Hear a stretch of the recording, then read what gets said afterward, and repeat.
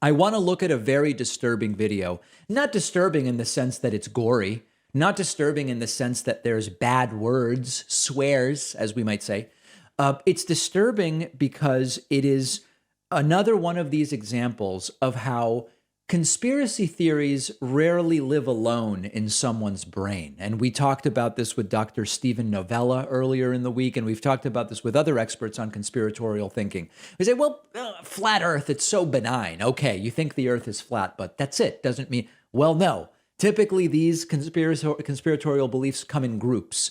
And an attendee at a Chuck Grassley town hall said, Putin's not bad because he's fighting Nazis. And what about the Ukrainian biolabs and the pedophilia? And there's deep state corruption in Ukraine. And it's emblematic of how it's never just one conspiracy theory. And maybe just as disturbing is that Chuck Grassley doesn't seem to push back against any of these. Take a look at this. This is what America has become. Half of America. And on what you know about biolabs, the financing that Putin has stopped over in Ukraine, the neo-Nazis, the Nazis, and the pedophilia that goes on in Ukraine. By the way, pedophilia, I just love that. Not only are they often confused by the conspiracies, it's a word salad, a pedophilia. I mean, come on, guys, okay. And Putin's there stopping it, but our news doesn't bring that out. Do you know anything about that? Well, you mentioned four things, so on a pedophile, I don't know whether there's anything special about Ukraine and pedophile. But I do know that human trafficking, and not just sex trafficking, but human trafficking for economic slavery, is it's bad in the United States, but it's worse internationally. And so I suppose that there's some of that in Ukraine, but I can't say that it's worse there than other places. And then what did you bring up about biolabs, the financing that's he stopped over there, and then the neo-Nazis in Ukraine? Well, the financing hasn't stopped because Congress appropriated $14 billion, 7 for humanitarian and 7 for military. So you maybe you just saw on television that. No, I don't watch television. Okay. No, he's getting his news exclusively from Facebook. He doesn't watch TV. But you smiled when I said that the funding. The biolabs, but I mean the deep state funding over it. Oh, it's now deep state. I see. Is that going back to Biden when he was vice president? Is that what you're talking about? Maybe. Do you know anything about that? I've been briefed on the lab, something that was set up in the. So, Chuck Grassley is kind of taking this piece by piece, but really the problem here is, sir, you've fallen for a package of claims individually, each of which is not what you've been told. Is there trafficking in Ukraine? Yes, there's a problem with trafficking in Eastern Europe, but the problem is in Russia as well. And Putin's invasion of Ukraine is no more justified because Ukraine also has trafficking.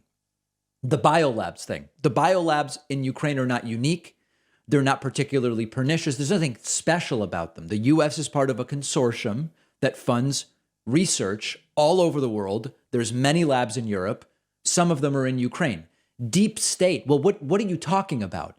It's almost like there's it's like a starter pack of conspiracy beliefs where it's like a word salad. It just comes out of them, almost like they've taken some kind of conspiratorial ayahuasca, and everything is just it's just, you can't stop it. They're just vomiting it out into a bucket the way many on ayahuasca do. This is an example of it's never just one conspiracy theory. And this is what we've been talking about for a long time. I would have loved to have seen from Chuck Grassley. Remember this moment when during the 2008 presidential campaign, a woman said to John McCain, the late Senator John McCain, who was the presidential candidate, Obama's a Muslim and he's an Arab. And McCain said, no, he's not. Now, I would have loved to have seen in this clip, it's also okay to be Muslim in this country. But, okay, Chuck Grassley not exactly living up to this standard. I can't trust Obama. I have read about him, and he's a He's an Arab.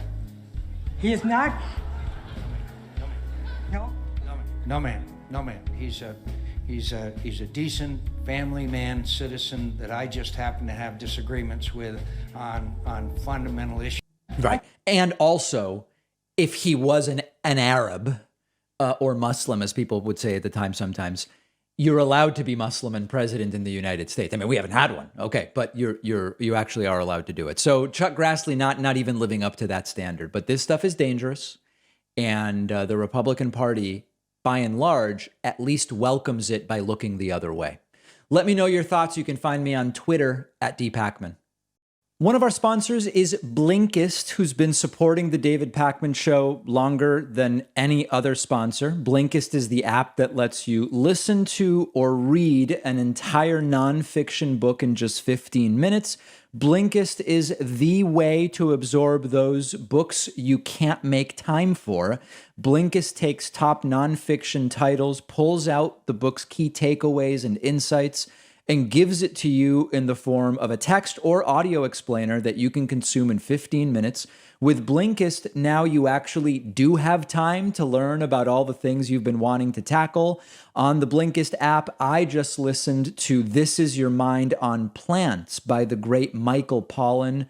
Super interesting, the history of caffeine and so many other things. Blinkist has you covered on podcasts too. Blinkist takes long episodes of popular podcasts and distills them into audio you can listen to in 15 minutes. With Blinkist, you can become knowledgeable about so many different things. You can have conversations with people about more topics. Blinkist makes you more well-rounded. Try Blinkist for free and get 25% off a subscription. Go to Blinkist.com/Pacman. The link is down below.